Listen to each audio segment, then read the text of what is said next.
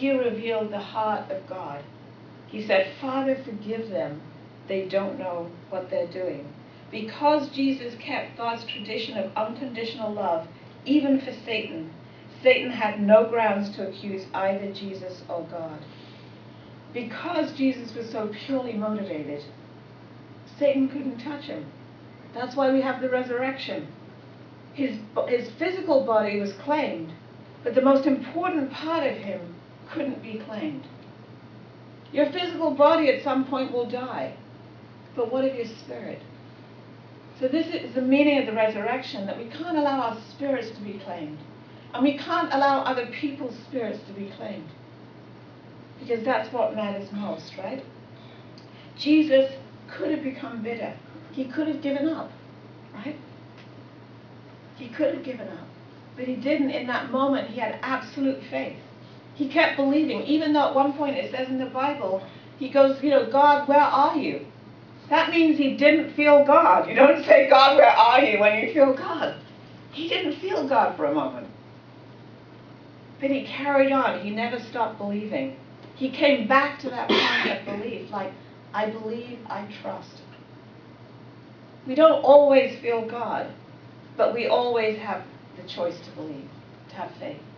And so this is why Jesus' example, that is the victory of the cross, that, when there was no reason to have faith, what happened to my mission? What happened to my ministry? What happened to winning over Israel? What happened to everything? He chose to have faith. When he was tempted not to love, he chose to have love. We haven't been pierced by a sword. We haven't been... I was listening to Killing Jesus. It's a new book that's out about Jesus' life. And they explain about how people were whipped. And I was like, can you be whipped and still love? That's intense, right? But he didn't betray God. He had absolute faith, absolute love, and absolute obedience to the will of God. Like he said, whatever your will, let your will be done. That's the victory of the cross. That's, in one sense, the path to resurrection. So we want to resurrect, right? We want to have that experience of life. But in one sense, that's the path. Where do you find that? You don't find that in a great situation. You don't find that on vacation. You find that in the most difficult place, when you also don't feel God, and you choose to believe anyway. When people are being mean to you, and you choose to love. When you don't know what to do, and instead of giving up, you pray and you say, God, what would you have me do in this situation? Mm-hmm. That is the place of your resurrection too. Right. It's beautiful, right? So Jesus' resurrection, in essence, was a spiritual resurrection. He didn't, the Roman soldiers, they were evil. They said, well, if you're the Messiah, take yourself down from the cross. Because they were messed up in their minds. They thought the resurrection was physical. Take yourself off the cross. He didn't. Do you know how many people who maybe knew Jesus during his ministry saw him not taking himself off the cross and thought, that's it, I guess he wasn't the Messiah? That's because they didn't understand that actually what matters is your spirit. What matters, you're essentially a spiritual being, right? And the resurrection is spiritual. We can experience our own resurrection when we find deeper faith, deeper love, and deeper obedience in the place of difficulty. I want to share with you the story of Unbroken. I don't know whether you've seen the movie Unbroken. It's definitely worth seeing. It's kind of a hard movie to watch. It's a story of a man called Louis Zamperini. And he was a young immigrant. He came to America. He didn't speak any English, but he was thrown into elementary school. Can you imagine how hard that was? He was teased mercilessly. And not only that, he was impoverished, he was poor, so he was made fun of.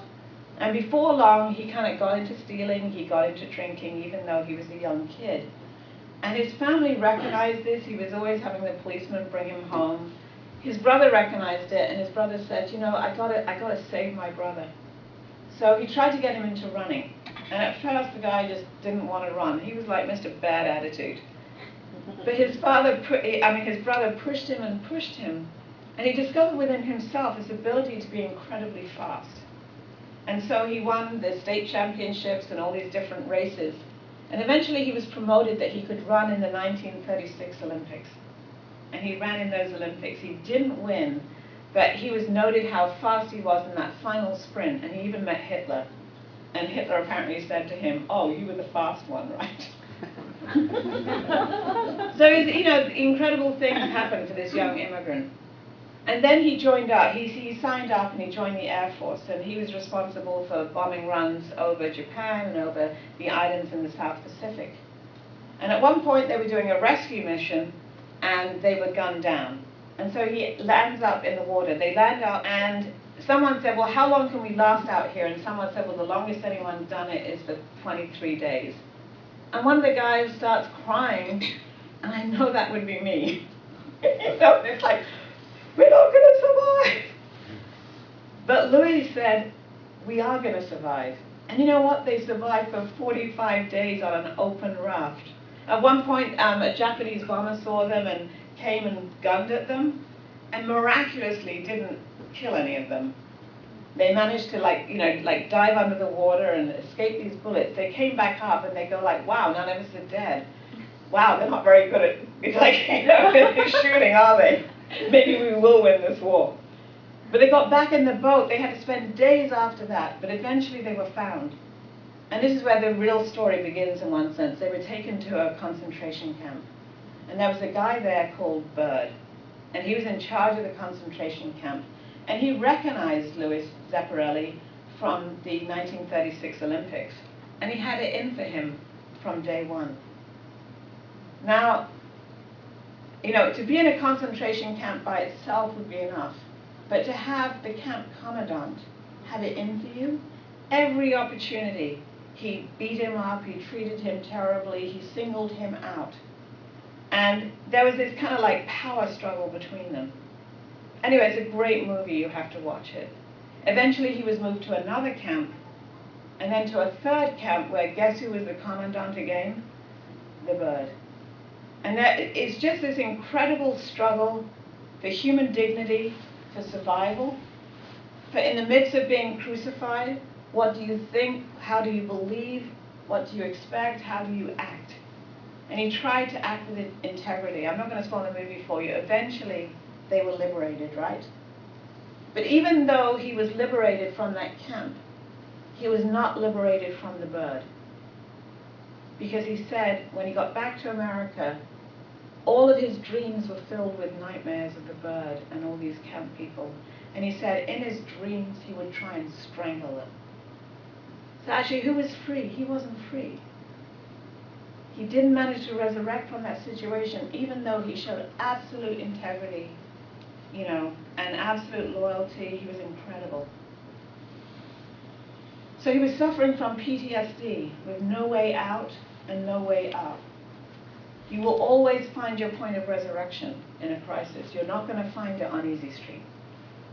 His wife, who was no doubt really struggling too, heard that Billy Graham was coming and speaking in LA, and so she decided to go and hear him speak. And that night, she gave her life to Christ. She came home, and she tried to witness to her husband. She said, come and hear him speak, come and hear him speak. So he went and heard him speak, and it was when he heard him speak, he remembered the prayer he prayed on the raft when he was in the middle of the Pacific Ocean. He prayed, God, if you save me, my life, if you deliver me from this experience, I will give my life to you. And he was confronted. So that night, he gave his life to Christ. But that was only the beginning of the journey, because resurrection is not one moment in time. It's a journey. And his journey was an incredibly difficult journey, because do you know what he had to do? He had to forgive his captors. The path to resurrection is the same path for everyone. It's the path that Jesus walked on the cross. It's the same path for everyone. He had to forgive those that had hurt him. Excuse me. So he tried to go back to Japan. Can you believe that? He went back to Japan and he met with his captors. And he said even though he struggled in his heart, he couldn't feel it all, he said those important words, I forgive you, you did not know what you were doing. And actually he brought many people to Christ in Japan. He went back to the place that had tried to kill him and gave life. He was desperate to meet the bird, but the bird wouldn't meet him. It's very interesting.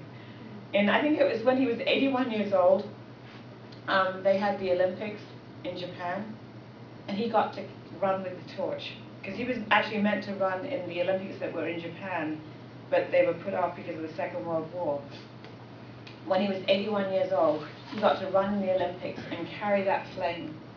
And he said as he was running that mile, they gave him a mile or something to run with the flame, all the streets were lined with these Japanese people, and he was going, I forgive you, I forgive you. That was his resurrection, because he went from someone who was tormented with PTSD to someone who could forgive, and then someone who could love. And as he loved, he received God's love, and he resurrected. This is the choice that each one of us had. You know, Jesus loved God the most and never doubted. And because of that, he not only resurrected, but he transformed the entire world. Do you know how many people's lives have been touched by that example of love? That people find the strength in the midst of being captured in concentration camps and all kinds of things. They can choose to love because of that example on the cross. That is the power of the resurrection, and that power is available to us if we choose to take it.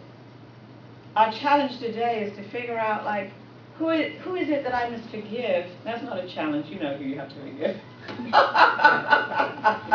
And if you don't come and see me, I'll help you figure it out. It's really easy. It's the person who they walk into a room and they really upset you before they even open their mouth, right? It's the person who's hurt you, the person who's betrayed you, the person who let you down. Maybe it's your parents, right? Maybe it's your grandparents, maybe it's a brother or a sister, maybe it's your spouse. Whoever it is, maybe it's a friend, maybe it's a coworker. But whoever it is, you have to find your moment of liberation and resurrection, because that crisis is a gift from God. I'm not saying that God goes around trying to create crises for you. I don't think parents do that. Even though I want my kids to grow and learn, I'm not going like, should I kind of create a bad situation for them? No. But if they meet a bad situation, I want to support them so that they can find their resurrection and new life in the midst of that difficulty. I think that's what God would want too, right? So we have a choice. We have a choice to understand God's heart. Because where did Jesus' power on the cross come from? Because he connected to God's heart. You can't forgive from your intellect. It's actually in a crisis when you find out what your real faith is. Because if your faith is just about your religion, it'll all fall apart in a crisis. You'll stop believing, you'll start questioning, like you won't get it anymore, like, no, this is not for me. You know, in a crisis, you need real faith. And that's why crises are so precious. But the only way out is if you understand God's heart. And this is where unification thought, to me, is so profound. Because it explains, actually, there are three hearts of God. There's the heart of joy that God experienced when he created the world, when he created us. There's the heart of suffering, when God experienced man's mistake, people's mistake as they move away from God. And then I think, in one sense, this is the hardest one of all. It's the heart of restoration, where you're just in there totally for that person, to walk with them, to help them come to that point of resurrection and life. So when you understand the heart of God, you have the power to say those words, I forgive them, they don't know what they're doing. But you have to be connected to the heart of God in one sense.